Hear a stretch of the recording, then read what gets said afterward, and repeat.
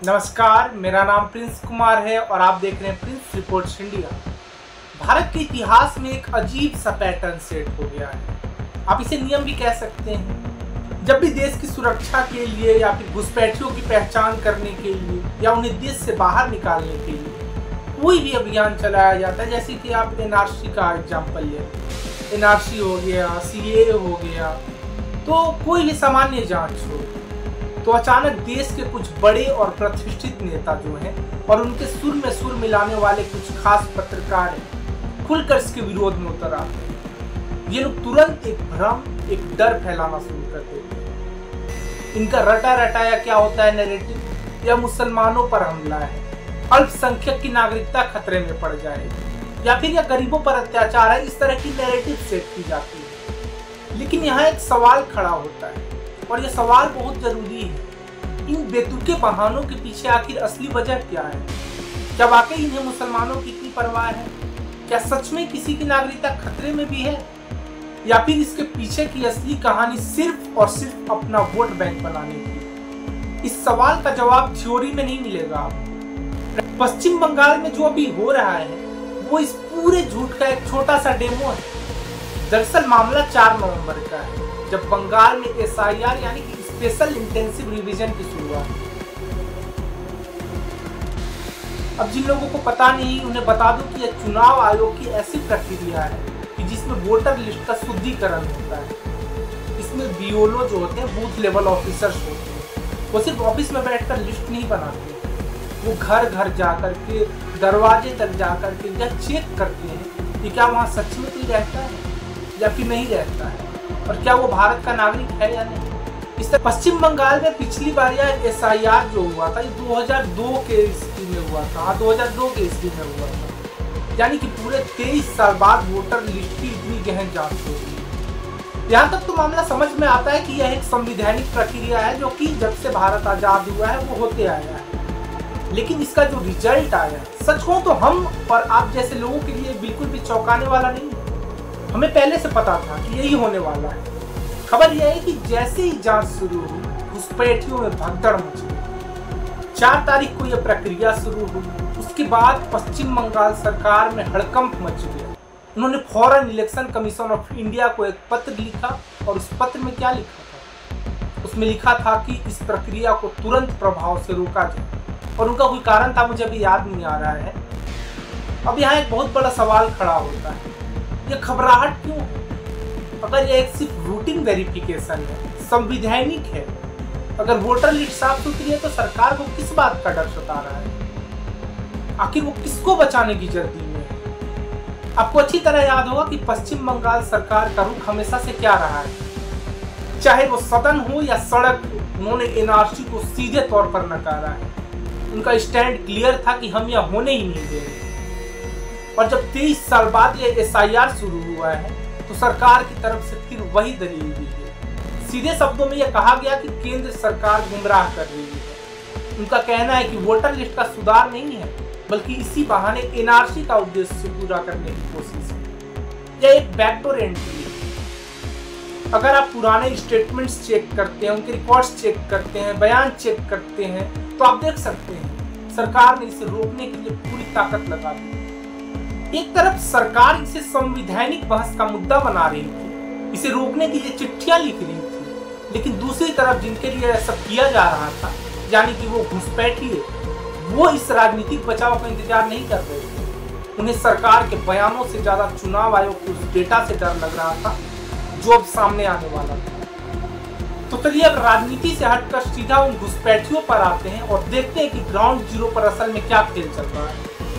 अगर आप ग्राउंड से आ रही रिपोर्टिंग को देखें, लोकल पत्रकार की रिपोर्ट्स को देखें, तो अंदाजा लगाना लगभग मुश्किल नहीं है कि वहां क्या हो रहा है। जैसे ही एसआईआर शुरू हुआ या फिर शुरू होने वाला था, बॉर्डर पर रातों रात मंजर बदल गए। कई रिपोर्ट्स की माने तो बांग्लादेश गवर्नमेंट भी अब अपने यहाँ उन्हें लेने से मना कर रही है।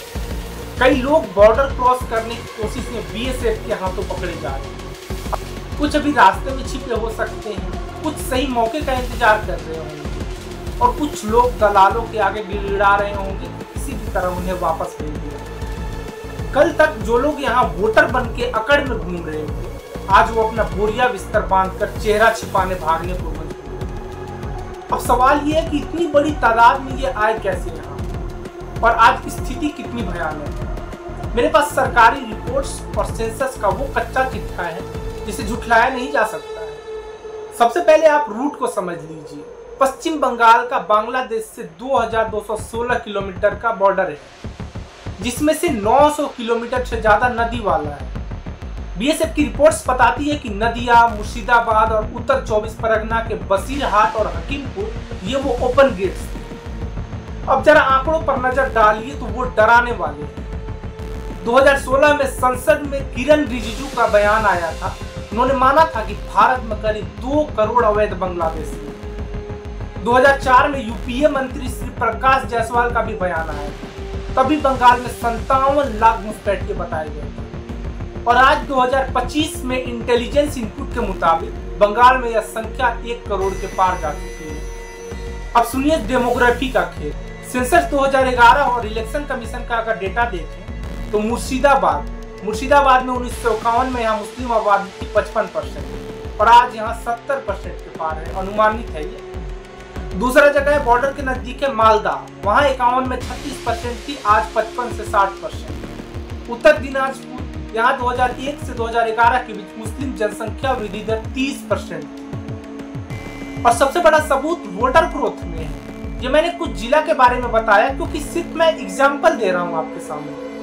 चुनाव आयोग के 2002 से 2025 का अगर डेटा देखें तो पिछले 23 साल में जहां कोलकाता में वोटर सिर्फ 4.6% बढ़े हैं, तो वहीं बॉर्डर के जिलों में विस्फोट हुआ है। उत्तर दिनाजपुर वहां पे 105% वोटर की वृद्धि हुई है, मालदा में 94% की वृद्धि हुई है, मुर्शिदाबाद वहां 92% वोटर बढ़े, दक्षिण 24 परगना वहां पे 85% बढ़े। ये 90%, 100% की बढ़ोतरी नेचुरली नहीं हो सकती। ये साफ सबूत है कि बॉर्डर के उस पार से पूरी की पूरी बस्तियां यहाँ शिफ्ट हो गई और वोट बैंक बन गई है। अगर आपको लगता है कि जिलों का डेटा डरावना था तो अब जरा माइक्रो लेवल यानी कि ब्लॉक और विधानसभा के आंकड़ों को सुनिए। यह डेटा बताता है कि कैंसर कितना गहरा फैल चुका है। उत्तर दिनाजपुर, यहाँ 2016 से 21 के बीच सिर्फ 5 सालों में वोटर की संख्या में 16% की बढ़ोतरी हुई, जबकि नेशनल एवरेज बहुत कम था। साउथ 24 परगना यह वो इलाका है जहाँ की रोहिंग्या बस्तियों की रिपोर्ट सबसे ज्यादा है। यहाँ मतदाता वृद्धि दर हर राज्य के औसत से 1.5 गुना ज्यादा है। मटिया बुर्ज, ये नाम तो आपको पता होगा। इसे राज्य के ही एक मंत्री ने कभी मिनी पाकिस्तान कहा था। यहाँ जनसंख्या घनत्व 30,000 व्यक्ति प्रति वर्ग किलोमीटर से ज्यादा हो चुका है, जो ढाका के घनत्व से मेल खाता है। भांगड़ में डेमोग्राफी इतनी बदल गई है कि पुलिस भी अंदर जाने से डरती है। यहाँ वोटर लिस्ट में मृत मतदाताओं की संख्या सबसे ज्यादा पाई गई थी। हिंदू जनसंख्या में गिरावट आई थी। मुर्शिदाबाद में 26 ब्लॉक्स हैं, इनमें से 18 ब्लॉक्स में हिंदू आबादी अब 20% से भी नीचे आ चुकी है। मालदा के कालियावाचक, यहाँ पर हिंदू आबादी घटकर मात्र 10 से 12% रह गई। 2016 में यही थाने को जलाया गया था, अगर आपको याद हो तो। बसीरहाट सब डिवीजन 2011 के सेंसेक्स में ही यहाँ Hindu growth rate negative trend में दिख रही थी। 2025 में कई गांव पूरी तरह से शून्य हो चुके हैं। एनआईए की रिपोर्ट के मुताबिक भारत में पकड़े जाने वाले 90% जाली नोट इसी मालदा मुर्शिदाबाद बॉर्डर से आते हैं।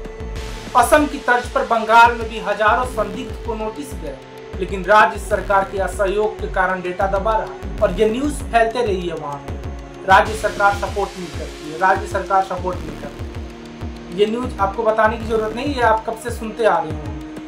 2024 में UIDAI ने नॉर्थ 24 परगना में 25,000 से ज्यादा आधार कार्ड डीएक्टिवेट किए क्योंकि उनके दस्तावेज संदिग्ध थे। गृह मंत्रालय ने संसद में बताया था कि देश में 40,000 रोहिंग्या है, लेकिन बंगाल इंटेलिजेंस का इनपुट है कि अकेले बंगाल में यह संख्या उससे कहीं ज्यादा है। और यहाँ एक बात जोड़ना चाहूंगा, जैसे विपक्ष के नेता हमेशा आरोप लगाते रहते हैं वोट चोरी हो रही है, वोट चोरी हो रही है, तो उससे रिलेटेड मैं एक बात बोलना चाहता हूँ। जैसे वो लोग ढूंढते हैं कहाँ से घेरा जाए, पहले बोलेंगे वोट चोरी हो रही है, वोट चोरी हो रही है। जब SIR के जरिए वोटर लिस्ट को शुद्ध किया जाता है तब वो उसके खिलाफ आवाज उठाते हैं। तो उनके पीछे क्या लॉजिक है? खैर वो टॉपिक से मेल नहीं खाता है। अगर आपको लगता है कि बात सिर्फ भीड़ बढ़ने तक सीमित है तो आप गलत हैं। जब घुसपैठ हमारे टैक्स के पैसों और संसाधनों को कैसे दीमक की तरह खा रही है, अब इन आंकड़ों को देखिए। नॉर्मल अगर हम देखें तो किसी भी राज्य में कुल आबादी का 60 से 62% ही वोटर होते हैं, जो कि बाकी बच्चे होते हैं। लेकिन बंगाल के बॉर्डर जिले जैसे बसीरहाट और जंगीपुर और कई जिले हैं में यह रेशियो 75 से 80% तक पहुंच गया है। कई जिलों में 85% पहुंच गया है। इसका लॉजिक क्या है? इसका सीधा मतलब है कि या तो यहाँ बच्चे पैदा ही नहीं हो रहे हैं या फिर लाखों फर्जी वयस्क रातों रात वोटर लिस्ट में जुड़ गए हैं। कुछ साल पहले CAG की रिपोर्ट ने इशारा किया था कि पश्चिम बंगाल में राशन कार्डों की संख्या वहां की अनुमानित जनसंख्या से कहीं ज्यादा हो गई थी। 2021 से 22 के एक इंटरनल ऑडिट में करीब 1 करोड़ से ज्यादा संदिग्ध राशन कार्ड मिले थे, जो वो राशन कार्ड थे जिनका इस्तेमाल बांग्लादेशी घुसपैठिए भारत का मुफ्त राशन खाने के लिए कर रहे थे। NCRB का डेटा उठा लीजिए। भारत की जेल में बंद कुल विदेशी कैदियों में सबसे ज्यादा संख्या 45 से 50% अकेले पश्चिम बंगाल की जेलों में, और इनमें से 90% से ज्यादा बांग्लादेशी नागरिक हैं जो फॉरेनर्स एक्ट 14A के तहत बंद है। हाल ही में UIDAI ने खुलासा किया कि बॉर्डर के इलाकों में एक ही बायोमेट्रिक पर कई आधार कार्ड बने हुए हैं। हकीमपुर बॉर्डर के पास गाँव में प्रति घर औसतन 8 से 10 आधार कार्ड थे, लेकिन जबकि परिवार में सदस्य कितने थे? 4-3 ऐसे, बाकी सब कार्ड किराए पर चल रहे थे। CPS और अन्य थिंक टैंक्स के डेटा के मुताबिक मुर्शिदाबाद और मालदा के कई ग्रामीण इलाकों में पिछले 20 सालों में हिंदुओं के पास खेती का जो जमीन का मालिकाना हक होता है वो 40% से घटकर 15% तक रह गया है। यह मजबूरी में बेचने का परिणाम है। बॉर्डर के सरकारी स्कूल में बंगाली माध्यम के बजाय उर्दू माध्यम या मदरसों का नामांकन का अनुपात पिछले 1 दशक में 200% बढ़ा है। यह एक सांस्कृतिक बदलाव का सबसे बड़ा डेटा है।